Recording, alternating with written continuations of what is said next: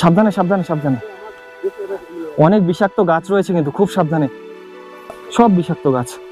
তো যারা আসবেন শর্টকাট যদি নেন, এই গাছ তো পুরো এরিয়া জুড়েই রয়েছে এরকম বিষাক্ত গাছ, কিন্তু যারা শর্টকাটে যাবেন এই ভিতরের রাস্তাগুলোতে কিন্তু এগুলো বেশি, জঙ্গল তো, তো সেই দিকটা একটু খেয়াল করে সাবধানে যেতে হবে।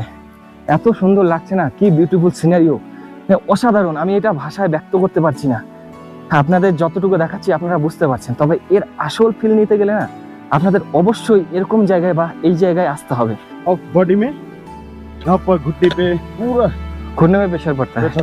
সান্দাকফু পশ্চিমবঙ্গের সর্বোচ্চ শৃঙ্গ। সান্দাকফু সিরিজের এই পর্বে আমরা যাব ধোত্রে থেকে তুমলিং পর্যন্ত। ধোত্রে থেকে তুমলিং পর্যন্ত এই 7 কিলোমিটার আমরা যাব পায়ে হেঁটে, এবং সেই সমস্ত অভিজ্ঞতা আপনাদের সাথে শেয়ার করব। পাশাপাশি জানাবো এই 7 কিলোমিটার ট্রেকিং করে যেতে আপনাদের কত সময় লাগবে এবং গাইডের খরচা কী। Good morning from